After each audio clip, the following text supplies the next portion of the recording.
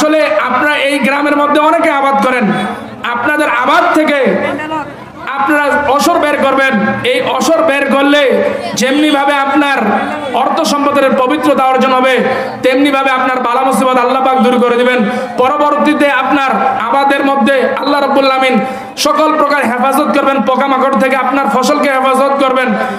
আমরা ফসলের যাকাত বের করি না, কি পরিমাণ এই ক্ষেত্রে কিন্তু ফসলের ক্ষেত্রে পরিমাণ উল্লেখ নেই। আপনার যেই পরিমাণ আবাদ বের হয়েছে, ইমাম আবু হানিফা রাহমাতুল্লাহ আলাইহির মতে, অন্য অন্য ইমামদের মতো অন্য মতভেদ রয়েছে 5 আউসাক, আমি ওটা বলতে যাচ্ছি না। আমাদের কথা হলো হানাফি মাযহাবের মতে আমাদের উৎপন্ন ফসলের আপনার যতটুকু উৎপন্ন হবে, যতটুকু প্রশ্ন আর উপরে যতগুলা হবে, যদি সেগুলো আসমানের পানিতে যদি আবাদ হয় তাহলে ওসর 10 ভাগের 1 ভাগ। যদি আপনার সেচের মাধ্যমে যদি উৎপন্ন হয় তাহলে আপনাকে নিসফ ওসর দিতে হবে, অর্থাৎ 20 ভাগের 1 ভাগ। এটা যদি পার্সেন্টেজে নেন তাহলে হলো আকাশের পানিতে উৎপন্ন হলে 10%, 100 ভাগের 10 ভাগ। আর যদি আপনার সেচের মাধ্যমে হয়, মেশিনের মাধ্যমে হয়, তাহলে দিতে হবে 5%। জিনিসটা বুঝেন, 100 ভাগের 5 ভাগ, 5%। পার্সেন্ট দিকেও আমি বুঝাই দিলাম। এইগুলো আপনি কিভাবে হিসাব করবেন? আপনাকে সার বীজ এবং কৃষি কাজের ক্ষেত্রে যত আপনার কৃষকের খরচ, এগুলো বাদ দেওয়া যাবে না। এগুলো সর্বপ্রথম যেখানে মাড়াই করবেন সেখান থেকে আপনাকে আগে নিসফ ওসর বা ওসর আদায় করবেন, তারপরে অন্যান্য হিসাব করবেন।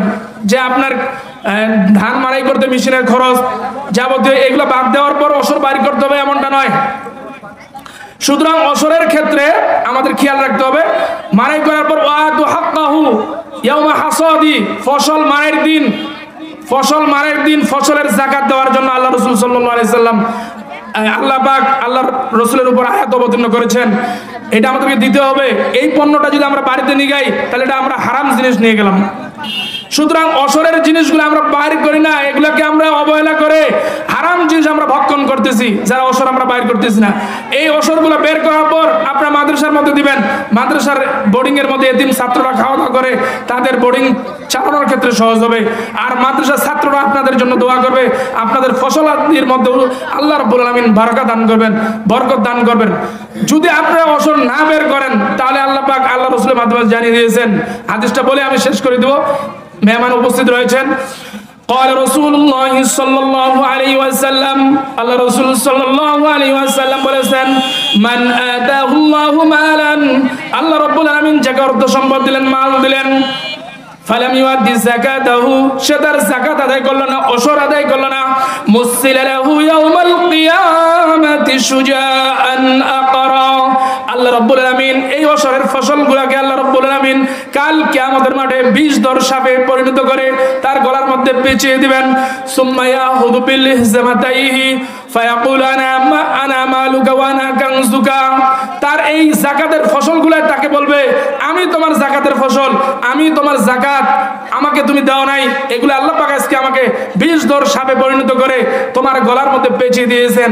আর বলবে আনা মালুকা ওয়া আনা কানজুকা, আমি হলাম তোমার জমাকৃত সকল অর্থ সম্পদ, ব্যাংক ব্যালেন্স, ডিভিএস এবং ওসরের পণ্যগুলো তুমি দাও নাই, অবহেলা করেছো, আজকে আমাকে 20 দর সাপ।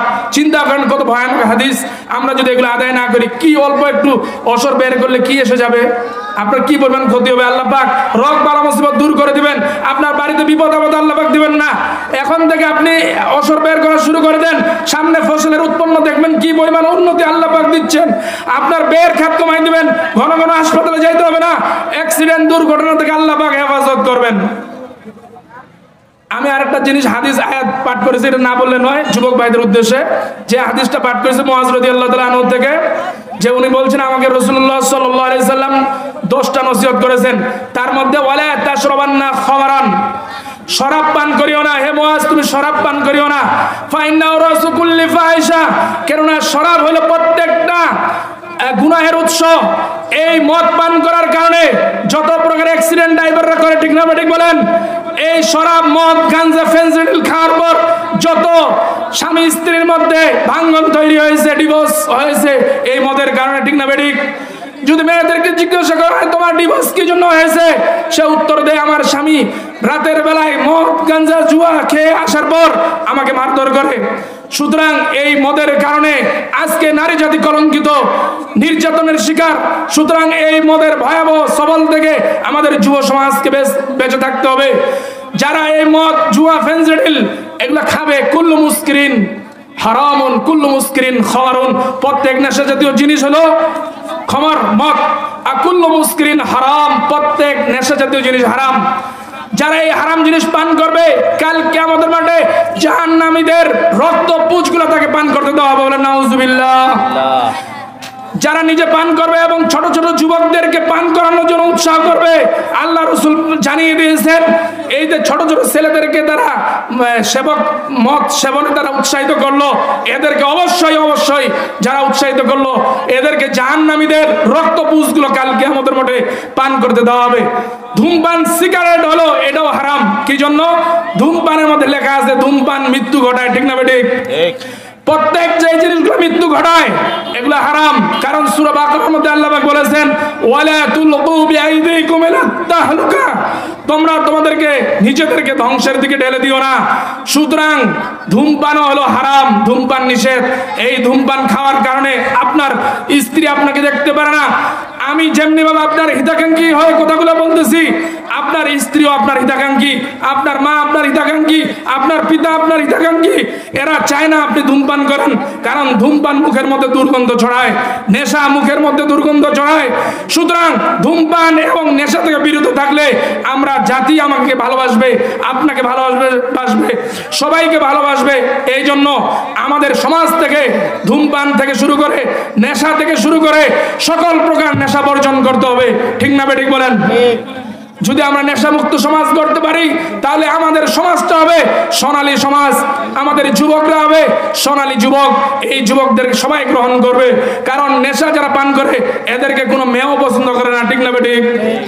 আলোচনা অনেক ছিল, আপনি নেশাখোর ভাই আমার উপর রাগ করলো, মা বোনরা খুশি হচ্ছেন, কারণ মা বোনরাও চায় না আপনারা নেশা করেন, ঠিক না বেঠিক?